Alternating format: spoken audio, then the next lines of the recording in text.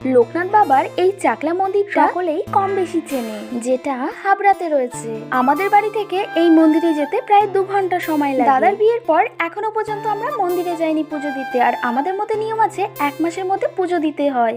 আর তাই আমরা সকলে মিলে বেরিয়ে পড়েছি চাকলার উদ্দেশ্যে। জয় বাবা লোকনাথ। সামনে যেহেতু ইলেকশন, এখানে দেখো প্রচুর ফ্ল্যাগ লাগিয়েছে। এখন আমরা মন্দিরে ঢুকে গেছি। আমরা কিন্তু বাইরে জুতো রেখে মন্দিরে প্রবেশ করেছিলাম। আমরা 12টা আসায় বাবার পুজো কিন্তু এখানে শুরু হয়ে গেছে। তারপর আমি বাবাকে নমস্কার করলাম। আজকে শুক্রবার হওয়ার কারণে কিন্তু মন্দিরে প্রচুর ভিড় ছিল। আর এখন আমরা দেব অঞ্জলি, তাই সবাই একসাথে বসে পড়লাম। পেছন থেকে মা ডেকে বললো অঞ্জলি দেওয়ার আগে ভগবানকে আরতি করে আসি। ভগবানকে আরতি করতে এখানে ধূপকাঠি মোমবাতি লাগে। মন্দিরের ঠিক সামনেই আরতি করার জায়গা রয়েছে। মন্দিরের বাইরেই কিন্তু পুজোর ডালা পাওয়া যায়। সেই ডালার মধ্যেই তোমরা সবকিছু পেয়ে যাবে। মন্দিরে ঢোকার পর সর্বপ্রথম তোমাদের কাজ হবে নিজেদের পা হাত মুখ ধুয়ে নেওয়া। তারপর লোকনাথ বাবাকে আরতি করে পুজোয় বসা।